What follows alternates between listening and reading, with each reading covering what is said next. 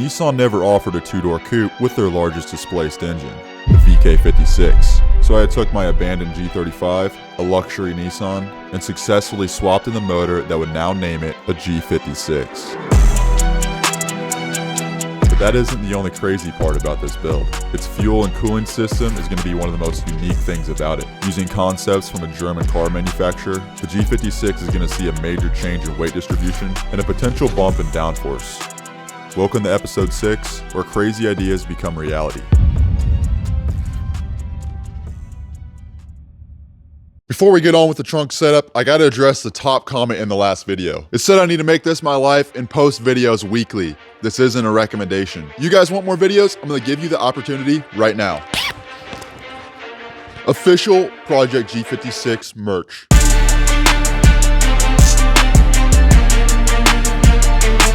But here in Missouri, it's winter and it's about 20 degrees. So we got hoodies too. And for whatever reason, if you guys feel weird about having an infinity on your shirt, there's other merch too. We got super sick flags and a bunch of new stuff on the website that I haven't even got my hands on yet. The link to the store will be in the description, or you can see some product previews right below the comments section. Every single purchase that you make on the website is gonna help out the build directly, and we'll be getting videos out a lot quicker. Regardless, I appreciate the support. Let's get into the video. With the VK56 officially in the G35, or should I say G56, it's time to focus our attention to the rear of the car and take out the fuel tank. And I actually did this several episodes ago in anticipation for something a little more epic, a rear-mounted fuel cell. Across the old brace with a shit ton of rock. Now we need to get the parking brake cables off. Now don't worry, we're not deleting the parking brake. We just gotta disconnect it because the fuel tank is sitting right above it. Of course, it's being a pain in the ass. There we go. And there we go. Perfect. Now these things should just come out. Now we got one 10 millimeter on each corner for the heat shield. And if I'm lucky, none of them will strip off. With the heat shield loose, we gotta prepare for the worst. Falling sand in our fucking eyeballs. Well, I got that heat shield off, and I don't really think I really needed to take that off, but just to kind of see exactly what I'm doing here. If you look right there, that is part of the saddle. So these little straps right here and right here is the only thing that holds this fuel tank in. As you can see right here is the hinged part. So they're both just gonna flap down like this. And to get this side off, there's a bolt. Let's see if I can focus on it. Right there. And it almost looks like you have to get the subframe off to get to it, which I'm sure as hell not doing. This one is about the same way, and there's actually really no way to get to it. But I'm gonna see if I can wiggle a wrench up there and get this thing out. Now, when Nissan put this car together, they put the fuel tank in first and then the subframe, which means I should really take out the subframe. Let's see if I can hack the system here. Oh yeah, that's gonna work. Stubby 17 millimeter on an impact swivel socket with a big ass 3/8 extension. But before I start taking the mounting straps loose, I need to support this fuel tank so it doesn't crush me. But I wasn't aware of how full this fuel tank actually was. Now let's break these straps loose. Got it. There we go.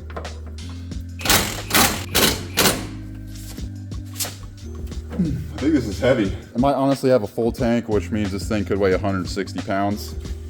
I don't like it, I don't like it. So I decided to drop the car down and use my welding table as the support. And then I can just drop the car down with the fuel tank on the table. But even with the straps disconnected, it still seemed jammed in there. Oh, the filler neck, I forgot about it. But even with that disconnected, this fuel tank just didn't want to drop out with that subframe still in. Only thing I can see it hitting is the drive shaft flange. So I'm gonna slightly lower the front of the diff and see if it gives us that clearance we need. Yep, it's totally a differential holding it in.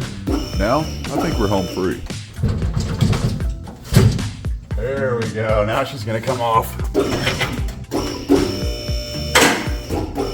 Oh yeah. 20-gallon fuel tank.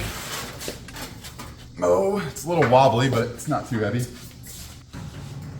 I would say that's at least halfway full. Now let's bolt some things back up so I don't forget. All secure. Put these guys back too, that way I don't forget.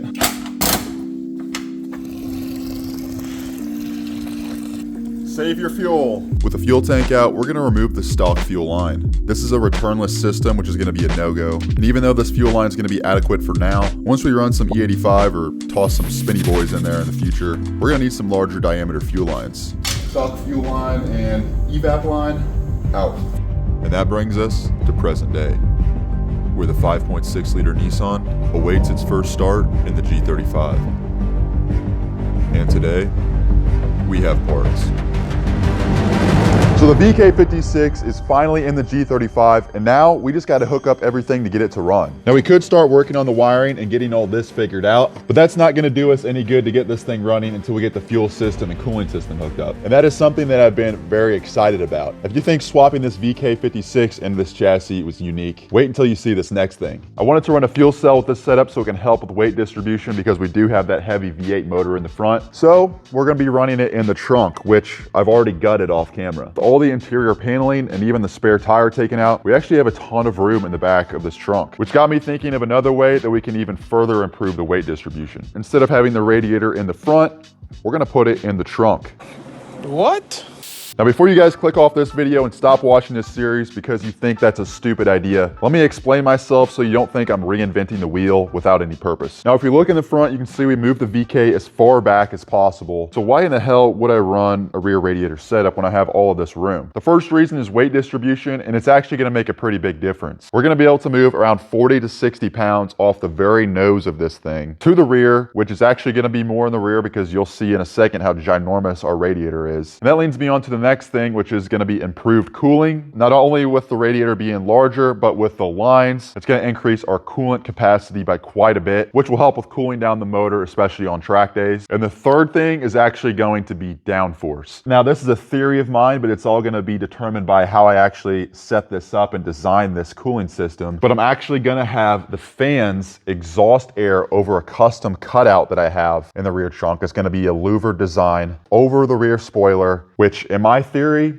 it should help with downforce. Now we got a ton of fueling parts from a company called Evil Energy. We got our lines, our pumps, our filters. We got 2 tanks right here, and they're actually both fuel tanks. This is gonna be more of the fuel reserve, and this one's gonna be what's called a surge tank. And we'll get into the purpose of that later. And right here is our massive radiator we have. It's 4 cores. I can't remember what it's actually made for. I believe it's a truck, but I kind of measured all of this stuff out and this was gonna be the perfect size. We're also gonna be running a coolant expansion tank. This is not the one we're gonna use because it doesn't have the pressurized cap. That one is still coming in the mail, but maybe we might use this for the washer fluid or something along those lines. Check out Evil Energy if you're needing any affordable upgraded parts for your project car. They have pretty much everything you're gonna need as far as fueling and cooling goes. And they have a wide variety of AN lines and fittings that are gonna come in clutch for this build. And for a limited time, if you use code ROSS at checkout, you'll get a 15% discount on everything in your cart. I appreciate it, Evil Energy. The link will be in the description. Now, as you guys can see, I got the deep motor intake. This thing is about $500, and I'm actually very impressed by the quality of it. These flanges are like 1 inch thick,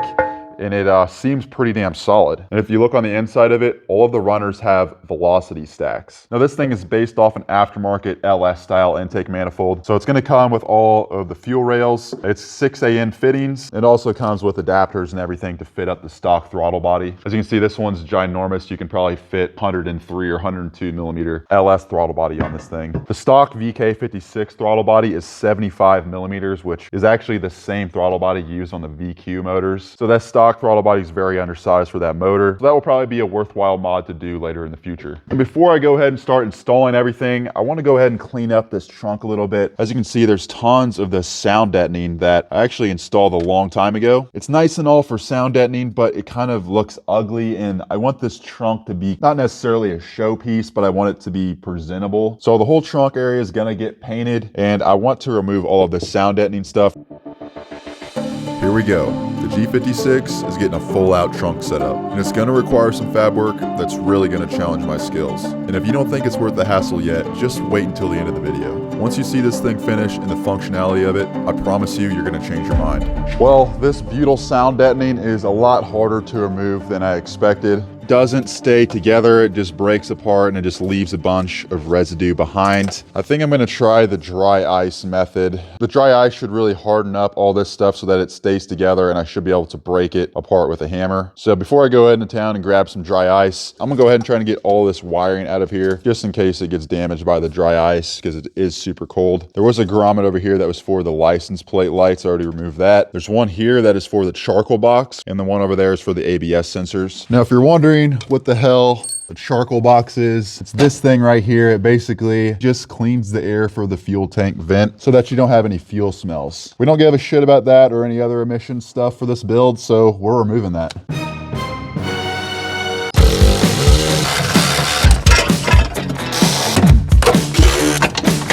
I should have removed the stuff that was on the left. Damn, that's a pain in the ass. Goodbye, goodbye, and goodbye. There she is. Well, I was trying to get the filler neck out because we're not going to use that, but it seems like it goes over the subframe and it's going to be kind of a pain in the ass to get to that when I'm on basically a jack. So I'm going to wait until I get this thing on the lift. So now we'll go ahead and push all this stuff. It seems like the wiring comes out right there and right there on either side. Speakers are up here as well, and there's one that goes to the light. I don't think there's any way to access that unless you go up to this panel right here. Now, because we are adding the fuel system back here and the radiator, we're going to have to seal off the cabin with a firewall. So we're going to need to add a firewall right here just for safety and also for sound. And then there's this upper area here where you see the speakers. We're going to have to remove the rear speakers. It really pains me because this is the Bose audio system. It's really cool. We'll still use this shelf, but there won't be speakers there. I could put some smaller tweeters on either side. And then if I want to move those speakers elsewhere, there's plenty of other spaces back here where I can add speakers later on. So we'll go ahead and pull the seats down and get this rear shelf taken off. So it seems like we're taking more and more stuff off and we're not really getting anywhere. But that's exactly how the engine swap went. You tear everything out and you start fresh. But when I started this, I just wanted to take the rear shelf out. But it just so turns out you have to remove half the fucking interior to do so. Holy shit, that was a ton of work just to get that out. I believe that is a 6x8 speaker, 6x9 speaker. I believe this factory amplifier is used for more than just the rear speakers. So we're gonna have to keep it, but I'll probably relocate it somewhere to the front. That way it's just out of the way of any possible heat. We'll get the rest of the wiring out and get ready for the dry ice. Now, I've seen this done a few times before, and it seems to work pretty good, but I've never actually tried it myself. I guess I'll find out today if it actually works. I wanted to get this thing somewhat outside just to keep all the CO2 fumes out of the shop. So, got the dry ice right here. We'll start pouring it in. Never done this before, but I believe it works pretty well. So this sound deadening material is something called butyl. It's kind of like a rubbery, sticky adhesive at room temperature, but when you freeze it below 14 degrees Fahrenheit, it gets hard and brittle and becomes less adhesive. Stuff's kind of expensive for how much you get. It was, I think, about 25 bucks just for that amount. So we'll let that sit for about 15 minutes, come back and start breaking it up and chiseling it off with a hammer.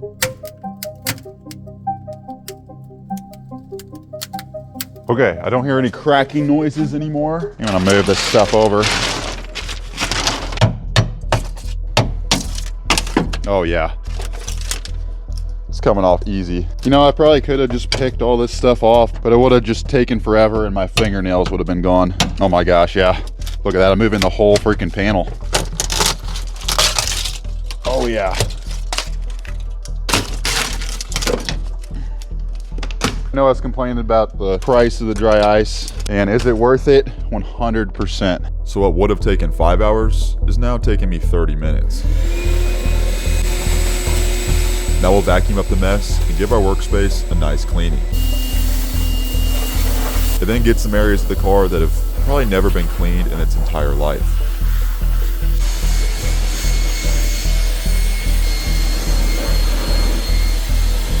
Now we can put the car on the lift and officially start with the trunk setup. Now, was it worth it? I'd say so. Having all the sound deadening and the entire trunk all clean is just gonna help me design and visualize how I want to make these mounts for the fuel cell and the radiator. But before we do that, I have a few things underneath the car that I want to disconnect. Shake test. little front heavy, not terrible though. So I should have just waited to pull that charcoal box off once I got it on the lift, but we have these two hoses that are for the evap. And then underneath here, we have the fuel filler neck, which we're not gonna be able to utilize. Our new tank is gonna sit up a lot higher. I would have liked to reuse the filler neck. That way I can fill the fuel cell up through the gas door. But because we're not gonna be using any of that at all, let's just go ahead and pull all that stuff off. A lot easier said than done. You would think pulling 3 hoses out of the car wouldn't be so bad. Well,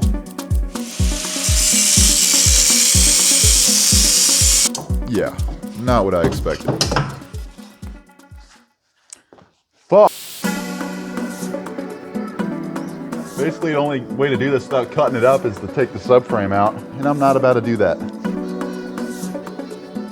Oh my God, finally. Holy shit.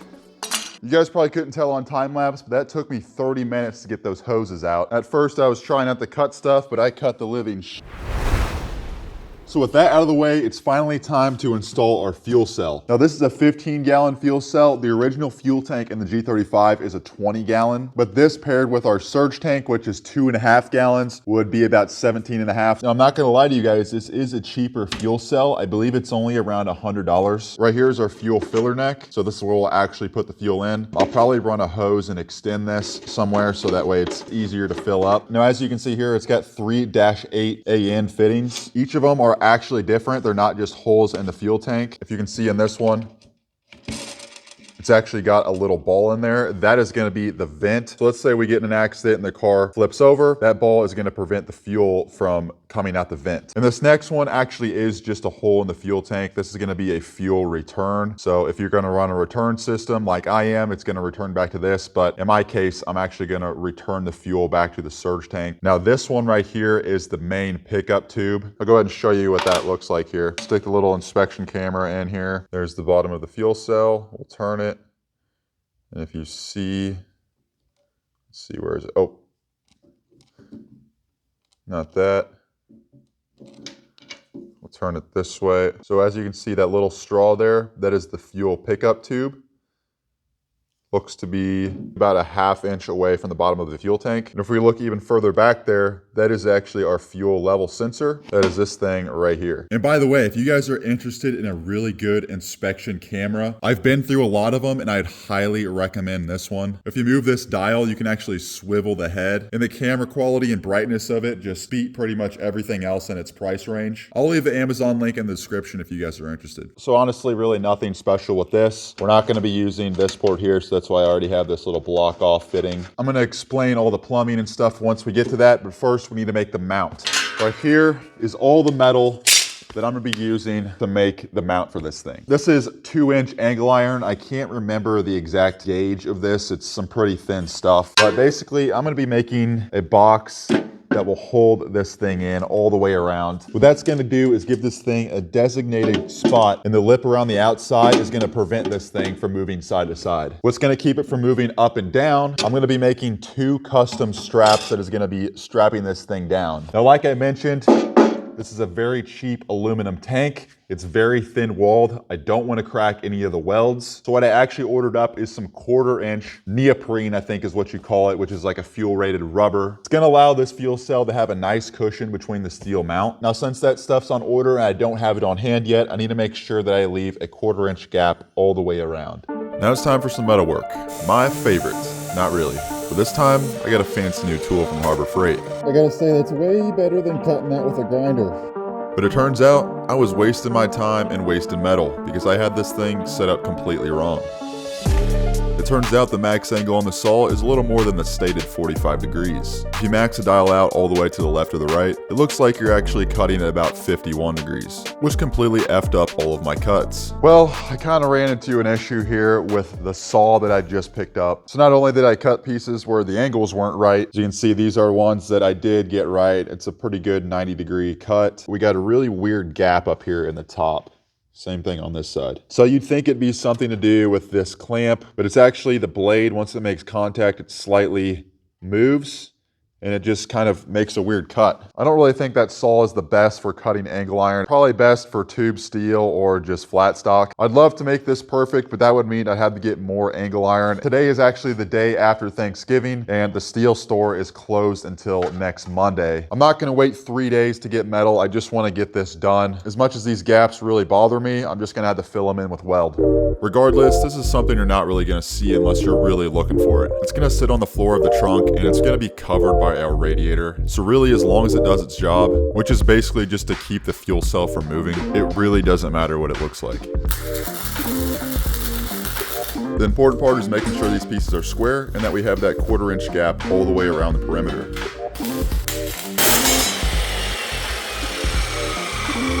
Now we're gonna move on to what the straps are gonna bolt to,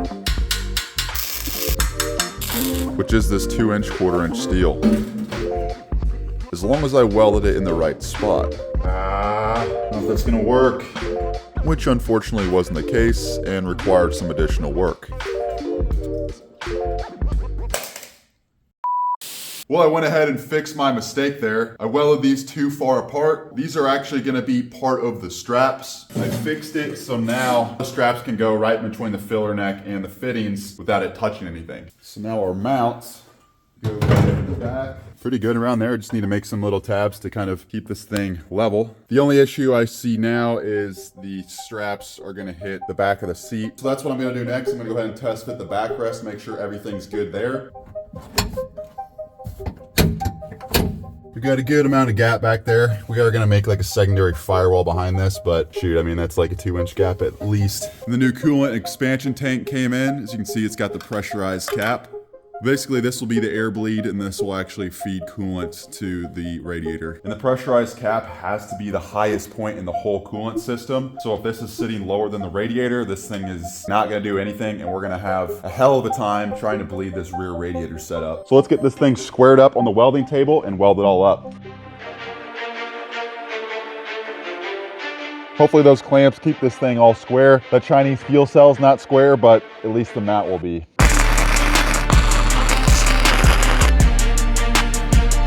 You know what? It's not done yet, but it's not too shabby. I'll finish up the welding and get this thing ready for the next step to get mounted in the car.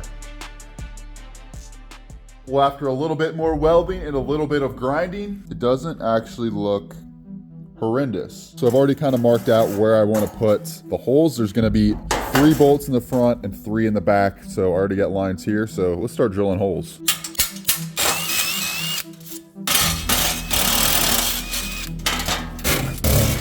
Now for the holes here, we're gonna use riv nuts. This is my first time using these. It pretty much installs with a rivet gun, but it has threads on the inside. When we put a bolt through, it's gonna thread into this instead of having to hold a nut on the back side of it. Nice. It looks sick. The only problem, it's a bit of a struggle to install, but they do look really OEM. Beautiful. That looks great. All right, now I'll see if I drilled the holes correctly. Well, I just got the other 3 holes drilled. Don't ask what happened there. Now, because we're gonna have to level out the front, we need some spacers. So I have these that I've cut to 3/4 of an inch. That seem to be perfect. I'm using M8 bolts. These are the back and these are the fronts. Obviously the fronts are a little bit longer because we have the spacers. Plus this bad boy in here for good. Well, until we have to go paint it. Seems pretty damn solid. Toss this guy in. Gotta say, I'm pretty happy with that. Still need to complete the straps for it, but I'll do that, like I said, once I get the neoprene rubber in here. Now with a fuel cell mount basically mounted, we need to get our surge tank mounted. Luckily, there is a stud basically right where I need it. Looks to be like an M6, so it's kind of small, but it will work. But unfortunately, I'm all about right angles, and this is slightly cocked the wrong way. It needs to be more like that. And what's actually hitting is this back part of the mount. I can't say for sure, but it looks pretty damn good. All right, I think I got the right angle there. Remove this guy. And we're gonna do rib nuts again here. Beautiful. Now, definitely needs some bolts on the back. Let's see what I can do. They're gonna be pretty difficult to get to. All right, you guys get a better view than I do. Something's hitting back there. I'm not sure what it is. It's actually sitting on this little standoff back here. If we look at the other side, it's basically like one of these raised portions here. There's only one on this side. I'll go ahead and try to mark it to see where it is because the hole is not lining up with it. I don't think there's anything on the other side. So we're only gonna have 3 bolts on this, but I think that's probably enough anyways. Now, these are a bunch of grommets that I had laying around from Harbor Freight. I think they'd actually work perfect as little isolators in the holes. Oh yeah. It's gonna work perfect. This one will fit the little M6 stud, but these other ones are gonna need some bigger grommets. That means I'm gonna have to drill these holes slightly larger. Got the other grommet on. Let's toss this on and see how it fits. Those grommets are freaking sick. That was a big brain idea there, if I don't say so myself. I completely forgot I had those. And that's good because it not only puts rubber at the top and the bottom, but also puts it in the hole where the bolt is actually touching the aluminum. So as far as isolators go, I think this is probably all that it needs. Now the fun part of center punching this, let's see, I know it's the one with the grommet. Okay, pull this back off one more time. Riv nut. Beautiful. Oh, it threads in nice. Means I got the hole dead center. It's kind of hard to tell if I got it centered or not because it's all by feel. That's freaking good enough. It's moving the whole floor. That's perfect. Let's go. I'm super happy how everything is turning out in the trunk. But what we're about to do next is make the radiator mount. And to do that, we're gonna be using the same 2-inch angle iron that we used to make the fuel cell mount. The reason for that is it works perfectly for this radiator. As you can see, it matches perfectly with the shape of the radiator. And obviously we're gonna have our neoprene rubber in here, but that's gonna allow for no lateral movement. Now I know it might seem like I know what I'm doing on camera and I have all this planned out, but really I'm just winging it. My plans have changed a million times. I've actually been to the metal store 5 times so far. I was originally going to use 2-inch tube steel, but I thought that was going to be too bulky and just add a bunch of unnecessary weight back here. So I figured why not use the same 2-inch angle iron and just keep everything the same. So now that I got a plan that I like and all the metal that I need, it's time to put all the pieces together. The first step is going to be boxing off one end of the angle iron. That way it stops the radiator from sliding down too far. Next, I'm going to get those pieces all squared up so that the radiator slides in there perfectly. And I'm just temporarily welding these rusty pieces of angle iron to make sure nothing moves or gets twisted while I'm making the rest of the mount. And using some of that leftover 2-inch angle iron, I'm going to make some mounting tabs that will allow this radiator support to bolt to the fuel cell. I could weld it all together, but using bolts is going to allow me to pull all this stuff apart if I ever need to work on it for any reason. The legs for the rad support is what I'm making next. And for added strength, I'm using some thicker 2-inch flat bar steel. And we'll put some 90-degree angles in those legs so that they bolt to the mounting tabs perfectly. And you can see with the hydraulic press attachment, it does a pretty damn good job. Then we'll drill some holes so a bolt can slide through them. If you couldn't tell already, I'm using all OEM Nissan hardware. Just leftover nuts and bolts that I've had from part out cars. Then I broke out the laser level to make sure that we weld a radiator mount perfectly level. And now we'll start burning some metal. And I just put a tack or 2 on either side. That way the legs can at least support the mount, and then I can slightly bend it to get the angle that I like. Well, it's been a minute off camera and I've spent probably too much time trying to get this thing all level. As you can see, I busted out the laser level again and got it pretty much level with the car. And then I marked with a Sharpie the very middle of the radiator mount that I made. And I had to do a little bit of adjustment, so that's what these ratchet straps here are for. I also put a bubble leveler on these vertical mounts. This one here was slightly moved in towards the fuel cell, so this is what this orange ratchet strap is for. And then the one over here is pretty much perfect. And the next step is going to be attaching the back side. There's a factory hole right above the mount. I think I'm going to try to go off of that one. So I had some scrap 1-inch flat bar, drilled a hole through it, and had to put a slight bend on it. I bolted it up to that hole with a rib nut, and now I'm ready to tack it in.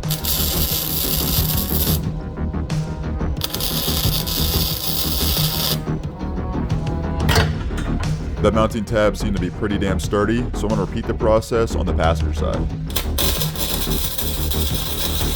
I had to say I'm fairly happy with the way that this is turning out. These little brackets on the end here that bolt into the thin sheet metal are actually a lot stronger than I thought. As you can see, I'm moving the mount with a decent amount of force here, and it's basically moving the whole car. But there is a slight bit of movement up here in the front with all of these angles. As you can see in the front, we have a bunch of angles, 2 at the bottom and then 1 at the top. And basically what those angles allow for is some flex in this mount, which is not a huge deal, but I want to try to minimize it as much as possible. possible. So to stiffen this up even further, I whipped up this dangerous looking piece of 2-inch flat bar steel, and it's basically going to tie together this right angle here and then connect all the way down at the end and essentially make a triangle. In theory, this should pretty much lock in the front here. And just for reference, this is how much it moves.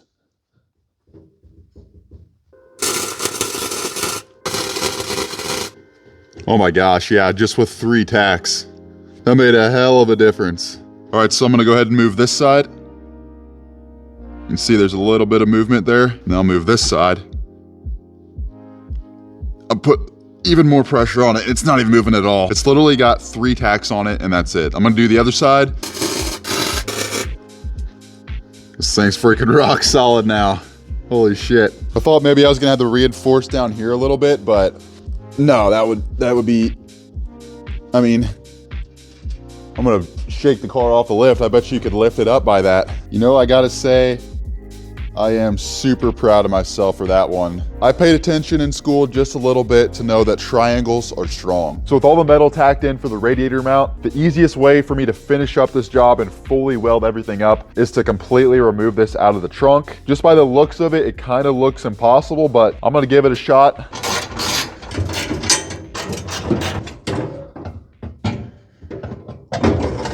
Get the fuel cell out. I think it could happen. Oh. There we go. Nice. Hell yeah. Because that was able to come out in one piece, that means I can safely weld the horizontal pieces fully in. I was expecting to have to make bolt-in horizontal pieces, but this saves me a ton of time. So I'll make sure those new pieces are out of the way of the radiator and tack them in place. With that all done, I can safely remove the rusty pieces of angle iron, and this thing should keep its shape. Now we can bolt everything back in the car and see how it looks with a radiator on it. Well, it's not fully welded up, but I think it's finally time to test fit this radiator. Here we go. It goes in, that's good. I was worried about the cap hitting that, but fits nicely. Fits pretty damn good. The cap has plenty of room away from the fuel cell. Holy shit.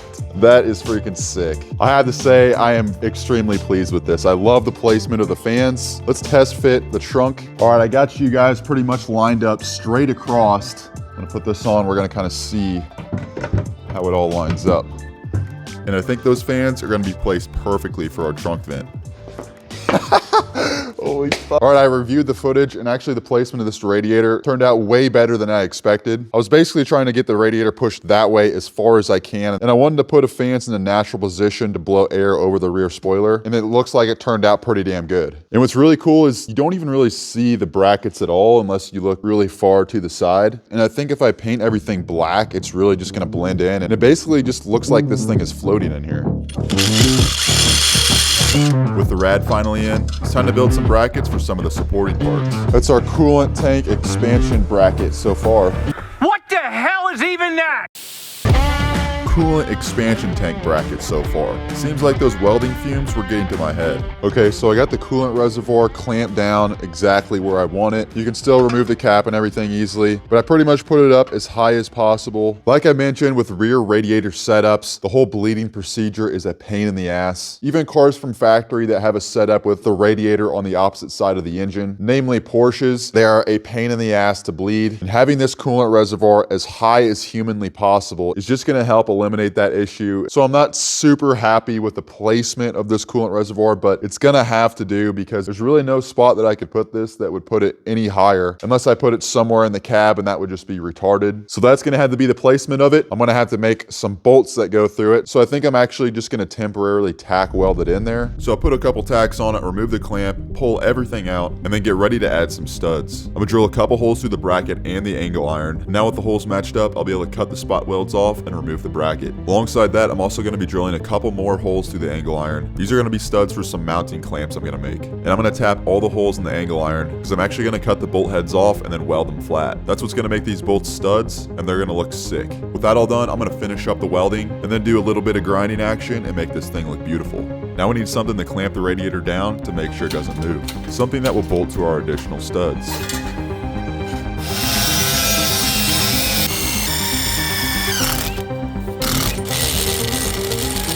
And behold, the radiator mount greatness.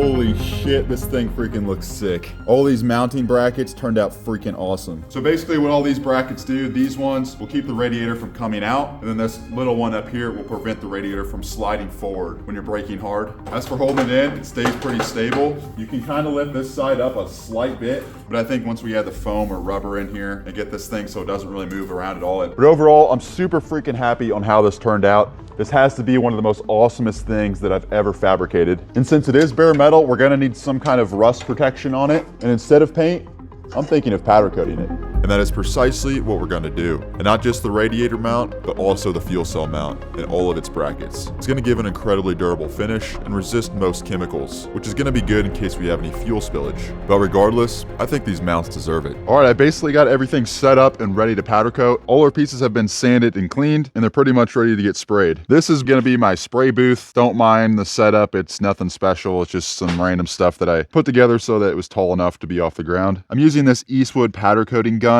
I got it set at about 20 PSI. You spray, the wind's blowing pretty bad, so I need to keep that in mind. And then while you're spraying, you press this button, that activates the electrode in the gun, sends all the charged particles to the piece of metal that you're coating, and then it grounds through a grounding cable right there. And it plugs into your standard 110 plug-in and uses your air compressor. As for the oven, you guys have probably seen this in the shop before. I actually made this oven with parts from this Whirlpool kitchen oven. I pretty much gutted an oven that I bought off Marketplace for really cheap. Built this thing all with tube steel and galvanized steel sheets. It's all fully insulated and everything. I haven't really finished the top of it. Look inside here. I already got the fuel cell mount preheating. It's recommended to preheat to 200 degrees before you start powder coating. And once I get the part all baked up, this is gonna be the drying rack. Pretty fancy.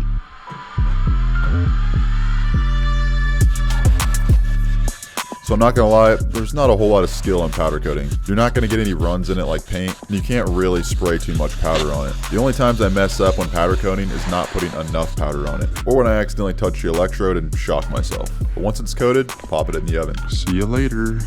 We'll let it bake in there at 400 degrees for about 20 minutes. Ooh. See how it's glossy? That means it's working. And it will flatten out as it continues to bake. All right, it's been about 20 minutes. Pull her out. Oh yeah.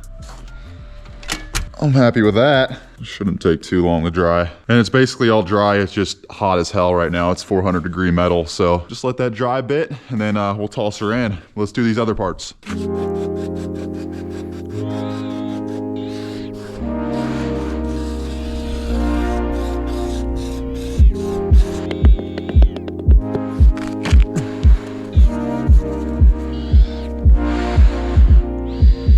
All right, time for the main guy.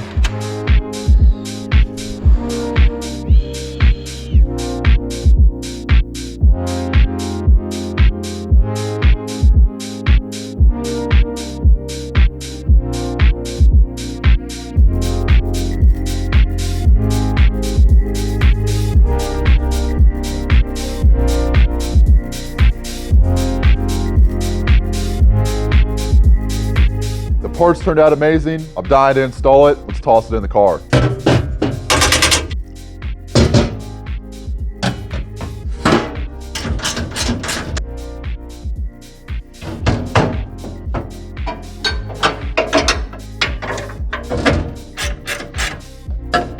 Oh my God, guys. Look at this freaking trunk setup. That is nuts. A lot of polished aluminum and flat black powder coated parts. It just looks freaking sick. It's exactly what I was imagining. And obviously it's not complete. There's still a bunch more stuff to do. We need to cut a hole in the floor for the intake for the fans. And then obviously the fans are gonna have the louvered design that goes over the trunk lid. Like I said, still need to make the straps. That should be easy. I won't have to pull anything out to do that. But I say we throw the rest of the body panels on here and see what it looks like. Well, what do you guys think of the new trunk setup? Well, here is some information that I wrote down from the good old trusty ChatGPT. I pretty much gave it all the information that I have on this current setup, including the VK swap with the manual transmission and secondary firewall delete. Also including that I did remove the stock tank and I'm planning on relocating the battery to the rear. Here is the information that I received. We'll start with a completely stock G35 Coupe, which comes with a front bias weight distribution, a 54 front and 46 rear. Now after doing the VK swap, it's estimated that we added 200 pounds to the front of this car, which would put the curb weight just under 3,700 pounds, which isn't terrible. Now, to me, that sounds a little bit on the aggressive side because we have removed the secondary firewall and pushed the motor pretty much as far back as we possibly could. Now, there's no way of actually knowing that unless we put this thing on some corner weights, but we'll just go ahead and go with 200 pounds for the VK swap. And with that added weight in the front, that puts us at 56.5 and 43.5 in the rear. Now, generally speaking, that's not bad at all, but keep in mind, I do want to put this car on a track. I want it to handle better than the stock G35 and really to the best of its ability. Now we'll move on to everything that we did in this episode, and it gave me two numbers. And the first number is going to be a conservative one. It said that we've moved and added 236 pounds to the rear. Now notice that I said moved and added. The radiator, battery, and fuel tank have all been relocated, so it's throwing all that into the mix of all the weight that we've added to the rear. And that puts us at 52 front, 48 rear, which makes this thing more rear biased than a stock G35, which is absolutely insane given we have a monstrous V8 in the front. Now the second number is on the aggressive side. It says we moved and added 277 pounds to the rear. And if you do the math, that puts us right at the ideal 50-50 weight distribution. Now when it comes to on-track performance, what's that actually going to do? The number one thing, it's going to improve rear traction, which is going to be super important given the motor we have. The VK56 is a truck engine. It was designed for its low-end torque. And up front, it should lighten the load a little bit, making turning better and reducing understeer. But the whole purpose of the rear radiator setup was not just to add weight to the rear. With a custom scoop at the bottom of the car directing air through the radiator and then exhausting air over our louvered vent idea over the rear spoiler, we're able to take some of that dirty air from the bottom of the car that would typically get caught up in our rear bumper, not only creating drag, but also creating some lift. We're able to capture some of that air and then direct it over the trunk lid and down the rear spoiler, which would aid in downforce in the rear and allow this thing to corner and make sharp turns without breaking traction in the rear. So what do you guys think? Do you think this is all snake oil that I'm talking about? Or do you think this thing could potentially handle pretty well? Like I mentioned, the whole downforce thing is all going to be determined on how I make the rear vent. I realize that it can't be just a mesh vent because otherwise it's going to be capturing air and that's going to increase drag and do the opposite of what I want. So like I mentioned, it's going to have to be louvered and there can't be an option for the air to get in between the louvers. It's going to be strictly for exhausting air from under the car, and the fans should help with that as well. So we have tons more parts here: fuel pumps, regulators, filters, and all of our lines and fittings. That, along with our deep motor intake, which I secretly installed, that will be in the next video. Let me know what you guys think in the comments of the trunk setup. Do you think it's going to be functional and actually do what I planned for it to do? Or do you think I just lost trunk space and made this thing less daily drivable? You know, I didn't plan for this thing to be a grocery gator, but it very well can be. There's plenty of room in the rear and the front seats. But besides that, I'm not going to be taking this thing on long trips for vacations. Lastly, don't forget to check out the store. Again, there's a bunch of other stuff besides this design. I know a lot of you guys watching this are Nissan or Infiniti enthusiasts. There's currently 350Zs and GTRs, and there's going to be a lot more in the future. Link will be in the description. I'll catch you all in episode 7.